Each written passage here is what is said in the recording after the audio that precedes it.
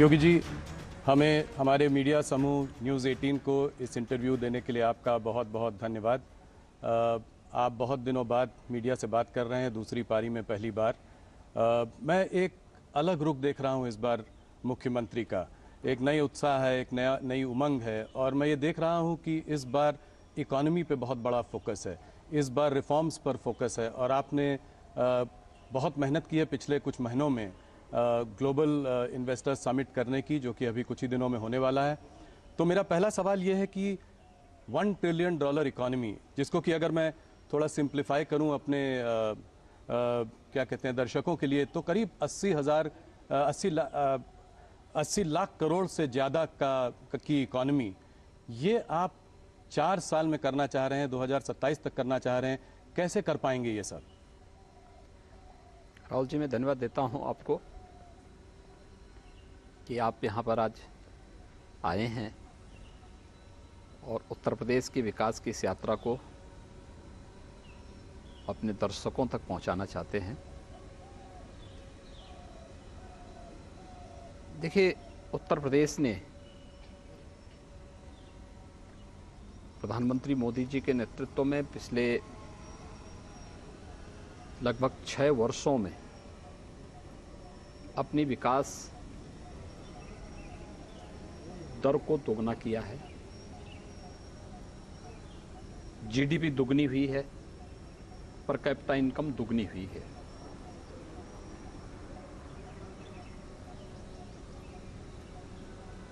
Uttar Pradesh $1 trillion की economy बने। प्रधानमंत्री मोदी जी ने पहले जो यूपी का जो फर्स्ट इन्वेस्टर समिट था फरवरी 2018 में, उस समय इसका एक लक्ष्य हम सबको दिया था। इन्वेस्टर समिट के उन कार्यक्रमों को व्यवस्थित ढंग से आगे बढ़ाने के लिए हम लोगों ने कार्य प्रारंभ किया। इसी दौरान वैश्विक महामारी कोरोना आ गई। कोरोना के कारण बहुत सारी चीज़ें ऐसी थीं जो आगे बढ़ नहीं पाई। उसने इकोनॉमी को भी काफ़ी हद तक उसके मार्ग में एक बाधा खड़ी की थी। लेकिन अब कोरोना से लगभग उत्तर प्रदेश भी, देश भी उभर चुका है। अब हमारे सामने था कि हम इसके लिए क्या नया प्रयास प्रारंभ करें। और अगर वास्तव में यूपी जैसे स्टेट की 25 करोड़ जनता के जीवन में परिवर्तन लाना है, अगर भारत को प्रधानमंत्री जी के विजन के अनुरूप $5 ट्रिलियन की इकोनॉमी बनानी है, तो उत्तर प्रदेश को अपना रोल उसमें अदा करना पड़ेगा। इसके लिए व्यापक रिफॉर्म किए गए। उन सेक्टर्स की पहचान हुई जिनमें यहाँ पे निवेश हो सकता था। 25 ऐसे सेक्टर निकले, उनकी पॉलिसी बनाई गई।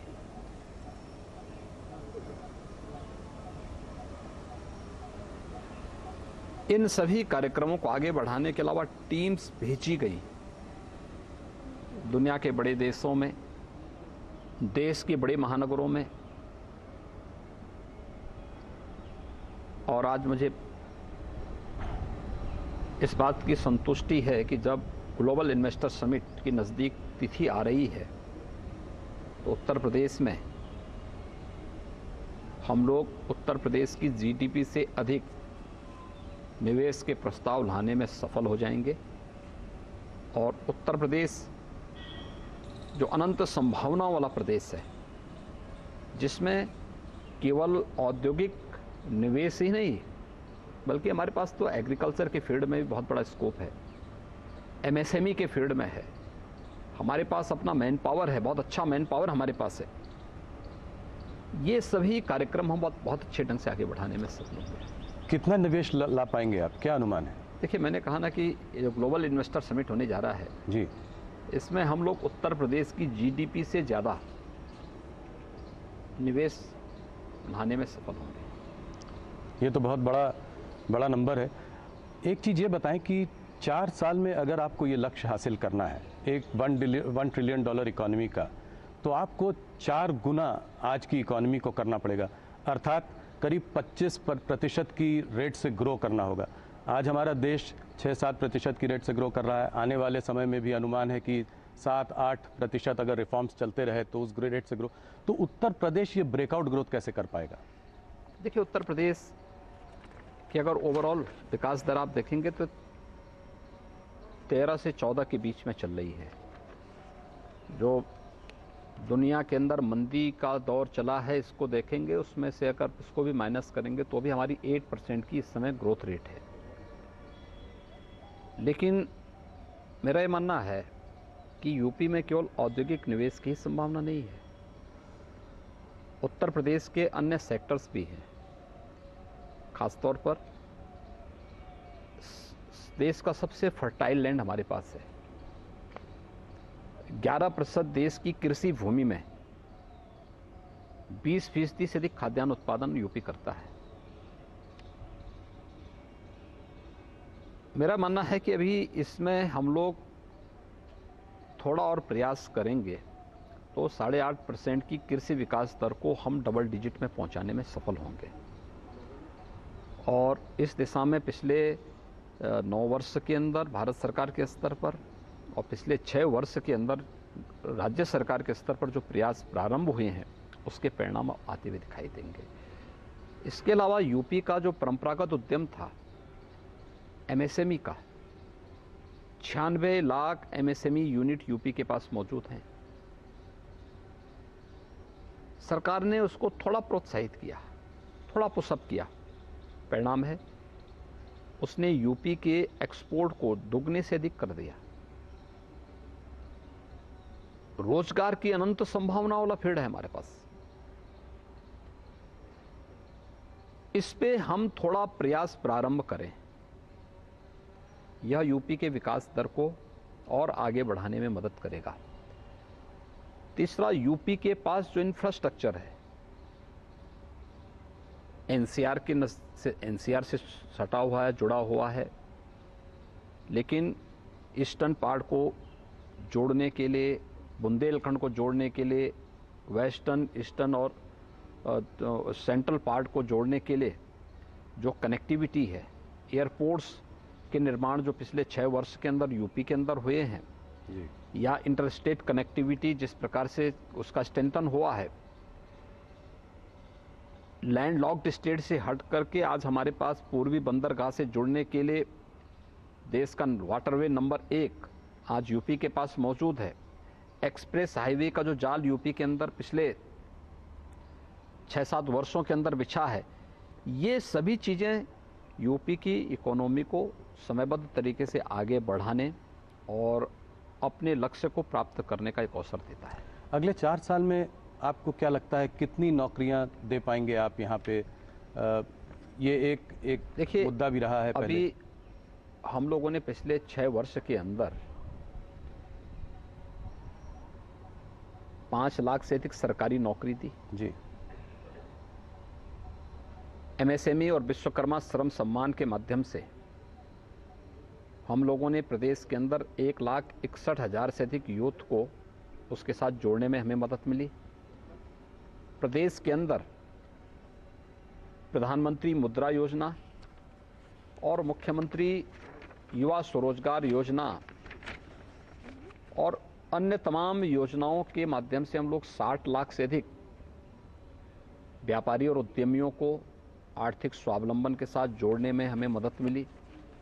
यह हमारे पिछले 5-6 वर्षों का है। अगले 6 वर्ष के अंदर जिस प्रकार से लोगों ने और दुनिया के उद्यमी और निवेशकों ने यूपी में रुचि ली है, अगर इन सब के परिणाम अगर आप देखेंगे तो मेरा ये मानना है कि यूपी लाखों नौजवानों को नौकरी की सुविधा यहाँ पर देने में सफल होगा। एक आंकड़ा दीजिए, अगले 4 साल में जैसे जैसे $1 ट्रिलियन की तरफ बढ़ेंगे तो कितनी प्राइवेट सेक्टर नौकरियां क्रिएट हो सकती हैं? देखिए, मैंने कहा ना, ये अभी मैंने एक सेक्टर की मैं बात कर रहा हूँ, लेकिन हमारे पास अभी एमओयू चल रहे हैं, बड़े पैमाने पे लोगों ने रुचि ली है।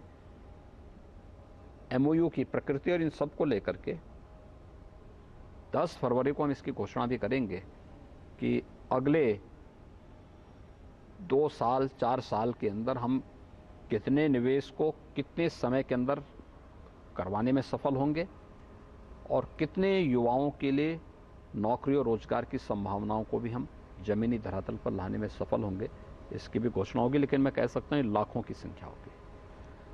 पहले देखा गया है 2018 2019 में भी आपने इन्वेस्टर समिट किया, उसमें भी काफ़ी एमओयू साइन हुए, जैसे कि 4.5 लाख करोड़ के एमओयू साइन हुए। तो इसमें कन्वर्जन कितना हुआ, मतलब कितना निवेश आया? देखिए, मैंने तब भी कहा था कि यूपी में हम उतना निवेश करवाने में सफल होंगे, उतना हम लोग एमओयू कराएंगे जितना यूपी की वार्षिक बजट होगा। 4,28,000 का हमारा वार्षिक बजट उस समय था जी। हमारे पास 4,68,000 करोड़ रुपए के प्रस्ताव आए थे। और मुझे प्रसन्नता है कि कोविड-19 के बावजूद हम लोग लगभग 4 लाख करोड़ के निवेश प्रस्तावों को जमीनी धरातल पर उतारने में सफल हुए। 4 लाख करोड़? 4 लाख करोड़ से अधिक के। इसमें बहुत सारी यूनिट तो अब प्रोडक्शन भी शुरू कर दी है। अगर आप देखेंगे, आपके मथुरा में पेप्सिको का जी जो कारखाना लगा है, जो यूनिट लगी है, लगभग 1200 करोड़ रुपए की लागत से, और बहुत अच्छा उसने उत्पादन शुरू किया वहाँ पे। यूनिलीवर का हमीरपुर में जी। ऐसे ही डाटा सेंटर आपके ग्रेटर नोएडा में लग चुका है। ऐसे ही आपका जो है सैमसंग का डिस्प्ले यूनिट, ये पहली बार देश की फर्स्ट यूनिट थी। ऐसे हजारों यूनिट यूपी के अंदर अपना प्रोडक्शन भी शुरू कर चुकी है। कौन कौन से सेक्टर्स में आप देख रहे हैं कि निवेश आएगा, इन्वेस्टमेंट आएगा? देखिए, सभी 75 जो 25 के 25 सेक्टर हम लोगों ने तय किए थे, सभी में प्रस्ताव प्राप्त हुए हैं। खासतौर पर अगर आप देखेंगे तो औद्योगिक विकास के साथ साथ यूपी के अंदर इलेक्ट्रिक व्हीकल के उसमें आईटी और आईटीएमएस के क्षेत्र में भी काफ़ी प्रस्ताव प्राप्त हुए हैं। फूड प्रोसेसिंग के क्षेत्र में प्राप्त हुए हैं। अलग अलग जो 25 बायोफ्यूल के लिए हुए हैं, रिन्यूएबल एनर्जी के उसमें हुए हैं, बहुत सारे सेक्टर हैं। उन सभी 25 सेक्टर्स में ये थोड़ा मुझे वाइब्रेंट गुजरात की याद दिलाता है। आप लगता है कि उस मॉडल से कुछ प्रभावित हैं? कुछ मोदी जी का इसमें इनपुट, कुछ टिप्स वगैरह उनसे लिए? कुछ देखिए, सारी प्रेरणा प्रधानमंत्री मोदी जी की है और इन सब बातों को लेकर के हम राज्यों के साथ भी अपने अनुभव को शेयर करते हैं, उनकी पॉलिसीज को भी देखते हैं कि इन राज्यों ने कहाँ पर क्या अच्छा किया है और फिर उसके अनुरूप फिर अपनी पॉलिसी भी तैयार करते हैं। योगी जी, आपका विजन बहुत बड़ा है, सराहनीय है। देखते हैं आगे 4 सालों में कैसे निवेश आता है, उत्तर प्रदेश कैसे प्रगति करता है।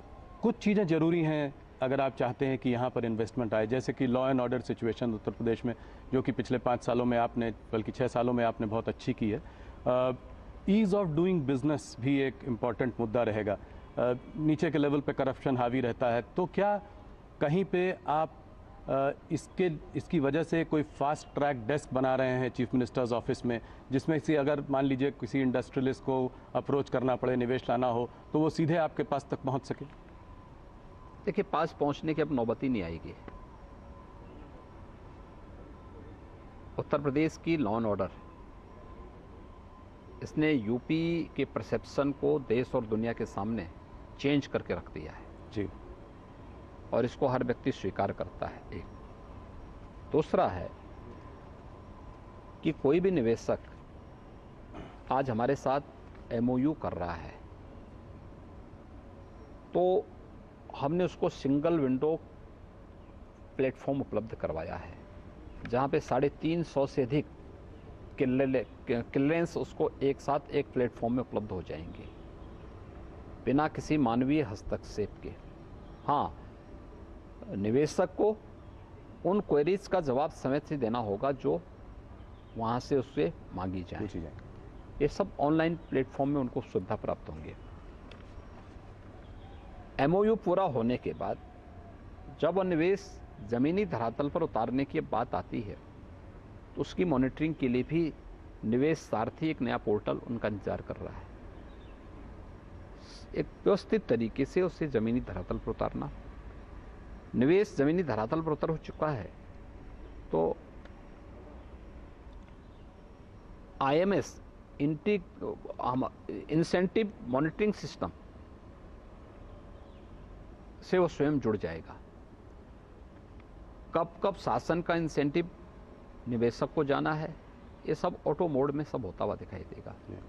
ये 3 प्लेटफॉर्म हम लोगों ने उपलब्ध कराए हैं हर एक निवेशक के लिए, और मेरा मानना है कि ये किसी भी प्रकार की मानवीय हस्तक्षेप से मुक्त CM कार्यालय इन सब की मॉनिटरिंग स्वयं करेगा। तो आप इस पर खुद एक नज़र बनाए हुए हैं, खुद देख रहे हैं इसको। योगी जी, इस बार बहुत हल्ला था कि आप वर्ल्ड इकोनॉमिक फोरम पे जाने वाले हैं, आखिरी में आपने जाने का इरादा बदल दिया, ऐसा क्यों? देखिए, मेरी यहाँ व्यस्तता थी हमारे सामने उसी समय।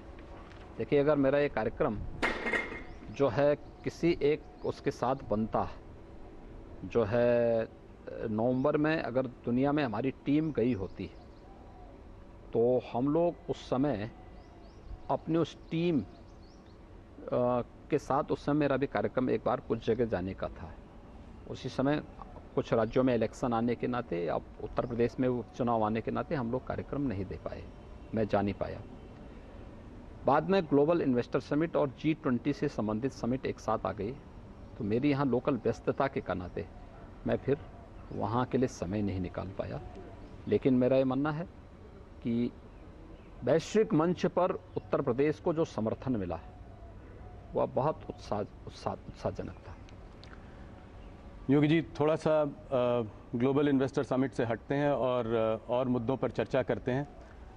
मुझको अभी गुजरात के चुनाव के पहले अमित शाह जी ने अपने इंटरव्यू में कहा था कि टिकट कटवाने का इंतज़ाम कर लीजिए, 1 जनवरी को जाकर रामलला के दर्शन करने अयोध्या में। तो क्या जनवरी 1 के बाद सब लोग रामलला के दर्शन अयोध्या में जाकर कर पाएंगे? क्या आप अपने टाइमलाइन पे प्रतिबद्ध हैं? देखिए, मंदिर अपने समयबद्ध तरीके से आगे बढ़ चुका है, और जो टाइमलाइन दी गई है उसके अनुरूप वहाँ पे मंदिर का निर्माण भी होगा, और रामलला समय से अपने मंदिर में विराजमान भी होंगे। ये देश के लिए, दुनिया के लिए एक बहुत गौरव का दिन होगा जिस दिन रामलला सैकड़ों वर्षों के बाद अपने मंदिर में विराजमान होंगे। जी, तो इसमें 1 तारीख से दर्शन शुरू हो जाएंगे, जैसा कि उसके बाद से जब भी जो भी कार्यक्रम मंदिर ट्रस्ट तय करेगा उसके अनुरूप सारे कार्यक्रम आगे बढ़ेंगे। एक विवाद पिछले कुछ दिनों में, कुछ महीनों में जो चला है, वो है रामचरितमानस का विवाद, और ऑपोजिशन जो है इस पर काफ़ी हावी है, इस पर चर्चा करती जा रही है। आपका क्या मत है इस पर? आप इसको कैसे देखते हैं? देखिए, जब भी उत्तर प्रदेश के अंदर विकास के किसी बड़े प्रोजेक्ट को लेकर के, बड़ी योजना को लेकर के, बड़े कार्यक्रम को लेकर के हम लोग आते हैं, तो जिन लोगों ने विकास के बारे में कभी सोचा ही नहीं, जिनकी डेवलपमेंट की कोई सोच नहीं है, जो विकास नहीं बल्कि विभाजन पे विश्वास करते हैं, तो वे लोग इस प्रकार की कोई ना कोई बयानबाजी अपना शुरू कर देते हैं। उत्तर प्रदेश के अंदर ग्लोबल इन्वेस्टर समिट एक बड़ा आयोजन है, और इसके साथ ही G20 का समिट, यह उत्तर प्रदेश के लिए भी और देश के लिए भी एक अवसर है, जब वैश्विक मंच पर हम लोग अपनी छवि को, अपने सामर्थ्य को प्रस्तुत करने का एक अवसर हमें प्राप्त होगा। तो विकास और इस प्रकार के अवसर से ध्यान हटाने के लिए यह इस प्रकार की बयानबाजी है, इसके पीछे कोई अन्य हेतु नहीं। अब जैसे कि काफ़ी सारे, मायावती जी ने कहा कि सबसे बड़ा कॉन्स्टिट्यूशन हमारे लिए सबसे बड़ा है, रामचरितमानस नहीं। आपके अखिलेश जी ने कहा कि हमारा अंबेडकर जी ही हमारा धर्म है। फिर अब वो कह रहे हैं मैं भी शूद्र हूँ, और वो आपसे ये सवाल जो है सदन में पूछना भी चाहते हैं। तो इन सब को आप क्या जवाब देंगे? इससे सीधा साधा जवाब क्या है? सदन में जब प्रश्न आएगा तो प्रश्न का जवाब भी उसी प्रकार का सीधा जवाब सदन में उसका मिलेगा। जो क्या है? मैं कह रहा हूँ, जब सदन में प्रश्न आएंगे, जहाँ से प्रश्न आएगा वहाँ से उसका जवाब भी देंगे। जी, ये रामचरितमानस को उत्तर प्रदेश में जो राम जन्म की भूमि भी है, यहाँ पर उसको जलाया जा रहा है, इसको आप कैसे देखते हैं? क्या आप इस पर कड़ी कार्रवाई करेंगे? क्या कार्रवाई करेंगे? कार्रवाई हो चुकी है जी। और रामचरितमानस एक पवित्र ग्रंथ है, समाज को जोड़ने वाला ग्रंथ है, और रामचरितमानस के प्रति सनातन आस्था जी उत्तर भारत के हर घर में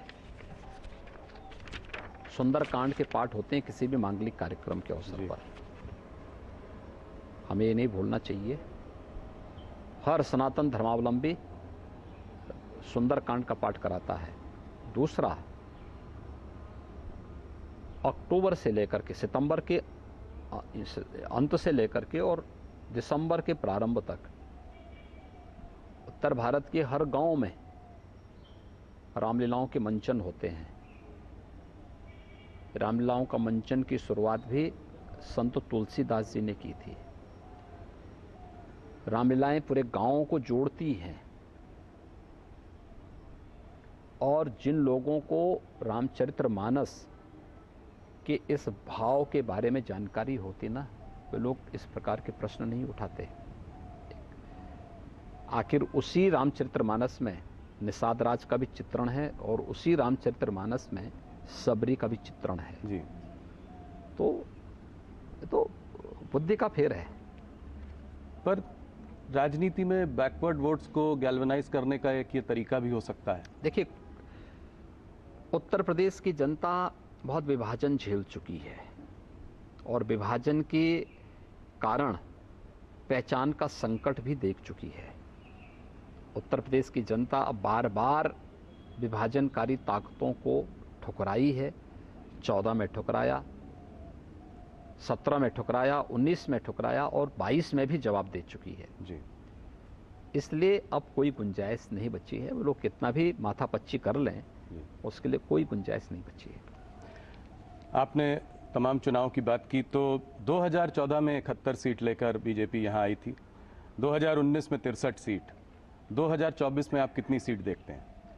देखिए, 2024 में भारतीय जनता पार्टी 2019 से ज़्यादा सीटें यहाँ पाएगी और बेहतर परिणाम देगी। 2014 की 71 सीट का रिकॉर्ड ब्रेक कर सकती है? मैंने कहा ना, बेहतर परिणाम हम यूपी से देंगे। अच्छा, तो ये कैसे आपको लगता है? मान लीजिए कि सारी पार्टियां साथ एकजुट हो जाएं और एक ही कैंडिडेट आपके खिलाफ खड़ा करें तो क्या होगा? ये 19 में हो चुका है, ऐसा है नहीं कि कोई नया हो रहा है। 19 में सब हो चुका है, ये सारा प्रयोग हो चुके हैं यूपी में। एक कास्ट सेंसस की डिमांड आई है जो कि काफ़ी प्रदेश देख भी रहे हैं, बिहार में काम शुरू भी हो गया है। यहाँ पे उत्तर प्रदेश में अभी तक कुछ इस पर वो नहीं हुई। आप इसको कैसे देखते हैं, क्या करेंगे आप? ये सेंसस की कार्रवाई राज्य सरकार नहीं कराती, भारत जनगणना आयोग कराता है और जो भी उनकी अपनी गाइडलाइन होगी, जो भी उनके कार्यक्रम होंगे, राज्य सरकार उसके अनुसार चलेगी और राज्य सरकार उसी आधार पर अपने कार्यक्रम का। पर क्या आप उसके सपोर्ट में हैं? मैंने कहा ना, जो भी भारत सरकार तय करेगी और जनगणना आयोग तय करेगा, हम उसके साथ में। आपके डिप्टी सीएम केशव मौर्य ने कहा है कि वो इसका समर्थन करते हैं, इस वजह से ही किस संदर्भ में मेरी इस संबंध पर चर्चा नहीं हो पाई। आने वाले समय में कुछ इम्पोर्टेंट राज्य के चुनाव आने वाले हैं और मैं ये सवाल आपसे इसलिए पूछ रहा हूँ क्योंकि आप स्टार कैंपेनर हैं, आप अलग अलग प्रदेशों में जाते हैं भारतीय जनता पार्टी के लिए कैंपेन करने। तो आप कर्नाटका में, मध्य प्रदेश में, राजस्थान में और छत्तीसगढ़ में जो चार बड़े प्रदेशों में जो चुनाव हो रहा है, इसमें आप भारतीय जनता पार्टी के प्रोस्पेक्ट्स को कैसे देखते हैं? देखिए, भारतीय जनता पार्टी की जहां भी सरकारें हैं, उन्होंने बहुत अच्छा प्रदर्शन किया है। बिना भेदभाव के योजनाओं का लाभ समाज के हर तबके तक पहुंचाया है। दूसरा, भारतीय जनता पार्टी का मतलब डबल इंजन की सरकार। तब शासन की गति मीटर गेज की नहीं होती, बुलेट ट्रेन की होती है और यह भारतीय जनता पार्टी शासित राज्यों में देखने को मिलता है। वहाँ विकास के कार्य हों, वहाँ पर लोक कल्याणकारी योजनाओं को जमीनी धरातल पर उतारने का हो या गरीब कल्याणकारी योजनाओं का लाभ हो, समाज के प्रत्येक तबके को बिना भेदभाव के प्राप्त होती हैं, हो रही हैं और ये चीज़ें हमें बहुत अच्छे ढंग से वहाँ देखने को मिलती है। कर्नाटका में थोड़ा बहुत ऑपोजिशन देखा जा रहा है कि कुछ समय से थोड़ी प्रबल है, जैसे कि कर्नाटका में भारतीय जनता पार्टी की सिचुएशन उतनी अच्छी नहीं लग रही है। राजस्थान में भी अशोक गहलोत मजबूत हैं, मध्य प्रदेश में कमलनाथ जी से कांटे की टक्कर की उम्मीद है, छत्तीसगढ़ में भूपेश बघेल जी की भी सरकार जो है काम कर रही है। तो इन सब के रहते आपको उम्मीद है कि क्या इन 4 राज्यों में भारतीय जनता पार्टी सरकार बना पाएगी? देखिए, कांग्रेस के कुशासन से देश उब चुकी है। राजस्थान हो या छत्तीसगढ़, दोनों जगह जनता में एक असुरक्षा का सा वातावरण है। डेवलपमेंट के कार्य बाधित हुए हैं। शासन की योजनाओं का लाभ ईमानदारी से समाज के प्रत्येक तबके को नहीं प्राप्त हो पा रही है। लेकिन इसके ठीक विपरीत अगर आप देखेंगे, मध्य प्रदेश हो या कर्नाटक, विकास एक स्पीड पकड़ा है। और मैंने कहा ना कि जब सेंट्रल में जिस विचारधारा की सरकार है वही उसी पार्टी की सरकार राज्य में है, तो विकास की दर दुगनी होती है, कई गुना बढ़ती है। तो एक डबल इंजन की सरकार का लाभ न केवल इंफ्रास्ट्रक्चर में बल्कि विकास की हर योजना के साथ साथ लोक कल्याणकारी और गरीब कल्याणकारी योजनाओं के साथ भी जुड़ती हुई दिखाई देती है। और भारतीय जनता पार्टी शासित दोनों राज्यों में ये सब लाभ बहुत स्पष्ट रूप से देख सकते हैं। इससे जुड़ा हुआ सवाल है राहुल गांधी की भारत जोड़ो यात्रा। इस यात्रा का क्या असर पड़ा है पूरे देश में? क्या इससे राहुल जी की छवि में कोई अंतर पड़ा है? राहुल जी भारत जोड़ो की बात कर रहे हैं, उनका एक ये रहा है कि नफरत के बाजार में हमें एक मोहब्बत की दुकान खोलनी है।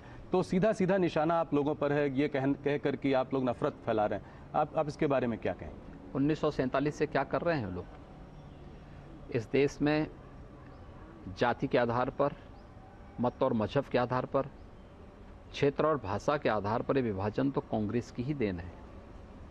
तो जो उन्हें विरासत में मिला है वही तो देश को दे रहे हैं। उन लोगों ने तो वही किया है, तो स्वाभाविक रूप से वही काम कर रहे हैं। देखिए, राहुल जी जो हैं अपनी नकारात्मकता को छोड़ते ना तो उसका लाभ कांग्रेस को मिलता है, लेकिन नकारात्मकता उनकी सारी उपलब्धियों पे पानी फेर देती है। तो आपको लगता नहीं है कि भारत जोड़ो यात्रा का कुछ प्रदेशों पे कोई असर रहा है? जैसे कर्नाटका हो गया, हरियाणा हो गया, इन सब प्रदेशों पे कोई? देखिए, किसी भी कार्यक्रम में भीड़ की उपस्थिति से आप उसकी सफलता को नहीं मान सकते। कॉमन मैन ने उसको किस रूप में लिया है, इसके अलावा और कितनी दूर तक, कितनी देर तक उसका इम्पैक्ट होगा, ये भी उस पर निर्भर करता है। उस पार्टी का अपना विषय, अपना एजेंडा होगा, अपना उसको करने के लिए पूरी तरह स्वतंत्र हैं। लेकिन उनको देश के सामने ये भी बताना चाहिए कि उसका उद्देश्य है क्या। अयोध्या में राम मंदिर का काम अब करीब करीब पूरा होने वाला है, तो अब अगला काशी और मथुरा को आप कैसे देखते हैं? मैं इसलिए सवाल पूछ रहा हूं क्योंकि अब ये सरकार यहाँ और 4 साल है, तो काशी मथुरा का आपकी सरकार का क्या रवैया रहेगा? देखिए, काशी में आप देख रहे हैं, काशी में काशी विश्वनाथ धाम बन गया है जी। आज काशी एक नए कलेवर के रूप में पूरी दुनिया के आकर्षण का केंद्र बनी हुई है। और आदरणीय प्रधानमंत्री जी स्वयं काशी से देश की संसद में प्रतिनिधित्व करते हैं। जी। मथुरा में ब्रज तीर्थ विकास परिषद विकास के कार्यक्रमों को तेजी के साथ आगे बढ़ा रही है। तो वहाँ के आध्यात्मिक और सांस्कृतिक विरासत का संरक्षण करते हुए उसके भौतिक विकास के लिए सभी प्रकार के कार्यक्रम सरकार चला रही है। और केवल उन्हीं स्थलों के लिए नहीं है, हम तो विंध्यवासिनी धाम में भी काम कर रहे हैं, हम लोग सुख तीर्थ में भी काम कर रहे हैं, हम लोग नैमिषारण्य में भी काम कर रहे हैं, और अन्य सभी धार्मिक स्थलों में बौद्ध जो है परिपथ पे भी यूपी के अंदर कार्य हो रहा है। महर्षि वाल्मीकि के लालापुर में भी काम हो रहा है, संत तुलसीदास जी के राजापुर में भी हमारे कार्यक्रम चल रहे हैं।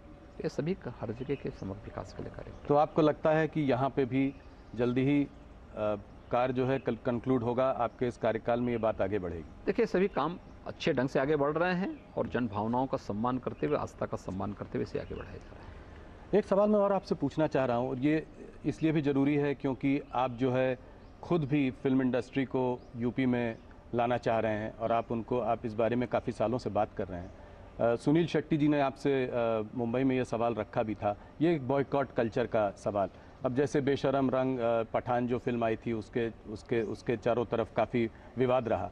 आप इसको कैसे देखते हैं, इस बॉयकॉट कल्चर को कैसे देखते हैं? आपकी क्या मैसेज है बॉलीवुड को? देखिए, किसी भी कलाकार और साहित्यकार का या जिसके पास कोई विशिष्ट उसके पास कोई भी इस प्रकार की कोई उपलब्धि है तो उसका सम्मान होना चाहिए, और हम उन सभी का सम्मान करते हैं।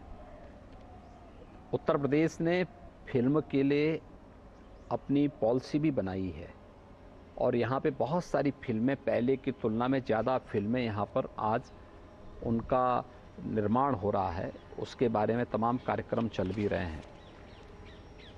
हाँ, ये फिल्म डायरेक्टर को भी ध्यान रखना होगा कि कोई फिल्म बनाते समय भूलवश कोई घटना होती हो तो अलग विषय है, लेकिन जानबूझ करके कुछ इस प्रकार के सीन न दें जो कहीं विवाद को जन्म देते हैं और जन भावनाओं को आहत करते हैं। नहीं, सही बात। एक और मुद्दा है जो कि जिस पर आपसे मैं सवाल पूछना चाह रहा था, सीधा सवाल है मेरा। Prohibition of unlawful religious conversion act जो है, उस पर आप लोगों की क्या प्रतिक्रिया है? मैंने देखा है कि यहाँ पे एक उसको सज़ा भी हुई है कन्वर्जन के लिए, काफ़ी सारे केसेस भी रजिस्टर हुए हैं, मगर मेरा एक लार्जर बड़ा सवाल है जो कि मैं आपसे अक्सर विवाद करता भी रहता हूँ कि इस कन्वर्जन की इस मुद्दे से आप लोग इतना जुड़े हुए क्यों हैं? ये तो रिलीजियस प्रैक्टिस, हम चाहे जो रिलीजन को प्रैक्टिस करना चाहें हम कर सकते हैं, तो ये कन्वर्जन का मुद्दा जो है इतना अहम क्यों? हर व्यक्ति को अपने अनुसार अपनी उपासना विधि चुनने का अधिकार है जी। इसमें किसी प्रकार का कोई बंधन भी नहीं है, लेकिन लोभ से, लालच से, छल छद्म से ये करने का किसी को अधिकार नहीं है। एक दूसरा, रिलीजियस डेमोग्राफी एक सच्चाई है, इसे भी हमें स्वीकार करना होगा, और अगर ये सच्चाई नहीं होती तो 1947 में देश का दुर्भाग्यपूर्ण विभाजन भी नहीं होता है। तो डेमोग्राफिक इम्बैलेंस को कैसे करेक्ट करेंगे? ये इसके लिए कोई लॉ लाने की बात है? हमारे यहाँ ऑलरेडी हमारे यहाँ एक्ट बन चुका है। हम 20 में एक एक्ट बना चुके हैं जी। यूपी गवर्नमेंट इस संबंध में अपना एक्ट बना चुकी है और उसको लागू भी कर चुकी है, उसी में सजा हो रही है। जिससे आपको लगता है कि आने वाले समय में ये डेमोग्राफिक इम्बैलेंस ठीक होगा? मैंने कहा ना, ये सभी चीज़ें हम लोग पहले से इसके बारे में सतर्क होकर के अपना कानून बना चुके हैं, हम उसको लागू भी कर चुके हैं। योगी जी, मैं आपसे इस बारे में भी पहले भी चर्चा कर चुका हूं। मैंने आपसे सवाल किया था कि आपका मुसलमानों से क्या रिश्ता है। मैं उसी सवाल को थोड़ा आगे ले जाना चाहता हूं कि मुसलमानों को आप कैसे जोड़ेंगे अपने साथ? मोदी जी भी आजकल कोशिश कर रहे हैं कि जो है पासमानदा मुसलमानों को जो है अपने साथ जोड़ा जाए। ये भी गरीब वर्ग है, पिछड़ा हुआ वर्ग है, इसको भी अपने संग जोड़ा जाए, तो आप इनको कैसे जोड़ेंगे? देखिए, किसी को जोड़ने के लिए व्यक्ति, जाति, मत और मजहब नहीं, बल्कि शासन की योजनाओं के माध्यम से उनके साथ सीधे संवाद का कार्यक्रम। और आज उत्तर प्रदेश की कानून व्यवस्था अच्छी हुई है, पर्व और त्यौहार शांतिपूर्ण तरीके से मनाए जा रहे हैं। अगर हिंदुओं के शांतिपूर्ण तरीके से कार्यक्रम हो रहे हैं तो मुसलमानों को भी शांतिपूर्ण तरीके से हो रहे हैं। आज सुरक्षा का एहसास, अगर हिंदू बेटी सुरक्षित है तो मुस्लिम बेटी भी सुरक्षित है। तो हर व्यक्ति को इन चीज़ों का लाभ मिल रहा है, उनको एहसास हो रहा है कि सुरक्षा और सुशासन का लाभ किस रूप में आगे मिल सकता है। ये चीज़ें उनको देखने को मिल रही, तो उसका लाभ सबको मिल रहा है, और ये जुड़ने का सबसे अच्छा माध्यम। दूसरा, शासन की योजनाएं, कोई भी योजना हो, बिना भेदभाव के योजनाओं का लाभ उनको प्राप्त हो रहा है। ये नहीं पिक एंड चूज नहीं कि ये मेरा है तेरा है, ये नहीं हो सकता है। जिस दिन लोकतंत्र की सबसे पवित्र भावना तुष्टीकरण नहीं है, लोकतंत्र की सबसे पवित्र भावना है कि समभाव से हम शासन की योजनाओं का लाभ सबको दें, और सबका साथ, सबका विकास, सबका विश्वास और सबका प्रयास, यही लोकतंत्र का मूल भाव भी है, और यही जोड़ने का एक आधार भी है। आरएसएस के मोहन भागवत जी ने कुछ दिनों पहले कहा था कि हिंदुस्तान में मुसलमानों को डर के रहने की ज़रूरत नहीं है, इस्लाम को यहाँ कोई थ्रेट भी नहीं है, मगर उनको अपना एटीट्यूड थोड़ा बदलना पड़ेगा। हम बड़े हैं, हम एक समय राजा थे, हम फिर से राजा बनना चाहते हैं, ये छोड़ना पड़ेगा। क्या आप इस बात से सहमत हैं? हाँ, माननीय सरसंघ चालक जी ने जो बात कही है एकदम सही परिप्रेक्ष्य में कही है। हमें तो भारतीय दृष्टिकोण को अपनाना पड़ेगा। अगर हम भारतीय सब हर नागरिक को जाति मत और मजहब से ऊपर उठ करके पहले अपने को एक भारतीय नागरिक मानना पड़ेगा अपने आप को। और भारत का दृष्टिकोण भी यही कहता है कि ये मेरा है, ये पराया है। ये तो छोटी बुद्धि के लोग करते हैं। विराट सोच वालों के लिए तो पूरी दुनिया ही एक परिवार है। तो सबको एक समग्र दृष्टि से देखने का प्रयास अगर हम करेंगे तो कहीं कोई विवाद ही नहीं होगा। जी योगी जी, आप उत्तराखंड से आते हैं, आप उस प्रदेश से जुड़े हुए भी हैं। आप ये जोशी मठ को कैसे देखते हैं? क्या केदारनाथ बद्रीनाथ में लोग दर्शन करने जाते हैं, भीड़ बहुत आती है, तो क्या वहाँ पे जो रोड बनाने में, डैम्स बनाने में, इन सब चीज़ों को बनाने में क्या हम अपने पहाड़ों को कमज़ोर कर रहे हैं? क्या हल देखते हैं इसका आप आगे? देखिए, केंद्र और राज्य शासन वहाँ के लिए अपनी कार्य योजना बनाई है और उसको प्रभावी ढंग से लागू भी कर रही है। मुझे इधर जोशीमठ जाने का अवसर नहीं मिला है, लेकिन हम लोगों को स्वयं भी, जो सभी लोगों को इस बारे में देखना होगा कि डेवलपमेंट कहीं हो, पहाड़ में हो या मैदान में हो, अनियोजित और अवैज्ञानिक जब भी होगा तो उसके दुष्परिणाम से कोई वंचित नहीं रहेगा।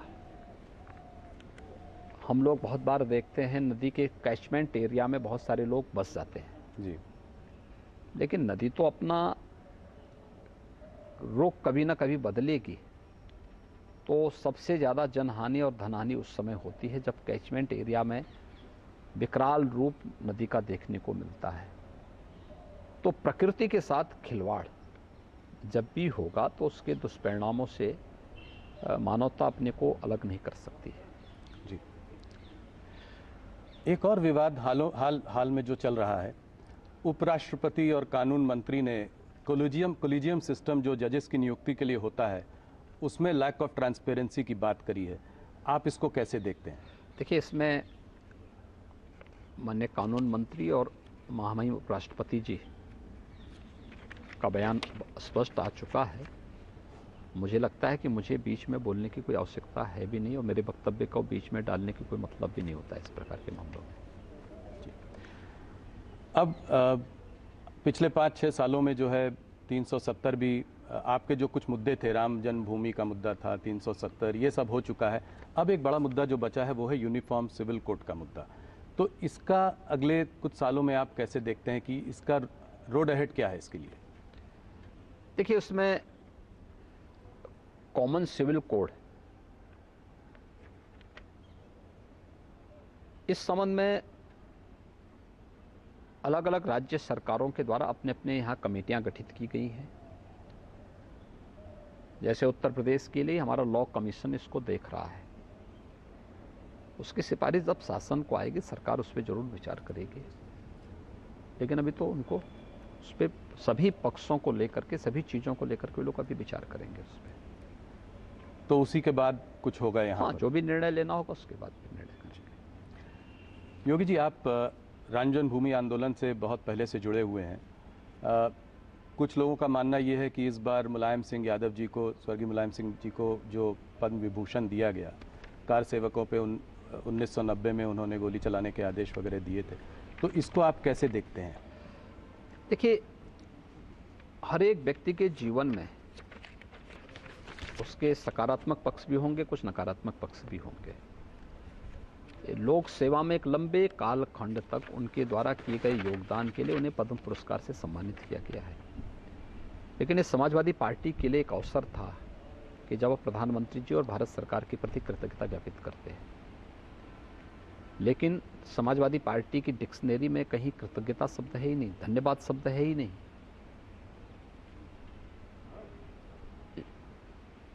और वो इस प्रकार के सम्मान को पचा भी नहीं पाएंगे। इसलिए नहीं पचा पाएंगे क्योंकि जिन लोगों ने नेताजी को कभी अब सम्मान दिया ही नहीं, तो वे लोग तो टिप्पणी करेंगे ही करेंगे। लोग कहते हैं कि इसमें आप लोगों की भी यादव वोट बैंक पर नज़र है, इसमें राजनीति का भी एक एंगल। ये वोट बैंक का नजरिया नहीं है। यह किसी एक फील्ड में कार्य करने वाले लोगों के उन कार्यक्रमों को एप्रिसिएट करके नई पीढ़ी को समाज सेवा के कार्यों के साथ जोड़ने के लिए एक नई प्रेरणा है। योगी जी, जैसा कि मैंने कहा कि इस बार एक आपका नया रुख देखने को मिल रहा है, तो आपकी मैनेजमेंट स्टाइल क्या है? आप नौकरशाही से, यहाँ पे कुछ लोग घबराते भी हैं आपसे, अलग अलग तरह की लोग बातें करते हैं कि आप स्ट्रिक्ट भी हैं, डिसिप्लिनेरियन भी हैं। आपकी मैनेजमेंट स्टाइल क्या है? कैसे इतने बड़े प्रदेश को इतने यहाँ से और इतना बड़ा विजन लेके आगे जा रहे हैं, तो कैसे आप काम करते हैं? संतुलन समाज और सरकार के बीच में, सरकार और प्रशासन के बीच में एक बेहतरीन संतुलन के माध्यम से भारत सरकार के कार्यक्रमों को यहाँ पे ईमानदारी के साथ लागू करने, और फिर इस संतुलन के साथ साथ पब्लिक इनपुट भी है, हर एक योजना के साथ लेते हुए कार्यक्रमों को आगे बढ़ाना। हम कोई योजना बनाएं, उसका केंद्र बिंदु कॉमन मैन होगा, जिससे शासन की योजना वहाँ तक हम ईमानदारी से पहुँचा सके, और हम उस कार्यक्रम को, ये हमारा ग्लोबल इन्वेस्टर समिट या शासन का कोई भी कार्यक्रम उसी को लेकर के आगे बढ़ता है। योगी जी, अक्सर आपको हिंदू सुप्रीमिस्ट या फासिस्ट वगैरह कहते हैं लोग, आपको कैसा लगता है जब आपके बारे में लोग? देखिए, मैं एक योगी हूँ जी। अब देखने का नज़रिया सबका अलग अलग होता है। जो चीज़ें मुझे अच्छी लगती होंगी, आवश्यक नहीं कि वो चीज़ें सबको अच्छी लगती होंगी, और मुझे अपनी बात थोपनी भी नहीं चाहिए किसी पे।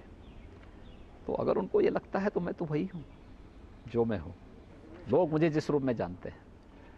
योगी जी, लोग आपकी पूजा भी करते हैं, लोग आपको कोसते भी हैं। अगर इतिहास में आप अपने आप को कैसे देखना चाहेंगे? मैं इतिहास में नहीं जाना चाहता, मैं एक योगी के रूप में और योगी ही रहना चाहता हूँ। तो आप ऐसे ही लोगों को लोग चाहेंगे कि ऐसे ही लोग आपको याद रखें? मैं क्या कर रहा हूँ, क्यों याद रखने की बात ही नहीं आती। मैं योगी के रूप में काम कर रहा हूँ, एक योगी के रूप में ही अपना जीवन आगे बढ़ाना चाहता हूँ। आपने हम लोगों को इतना समय दिया, आपने अपने उत्तर प्रदेश के विजन को समझाया, आपका बहुत बहुत धन्यवाद।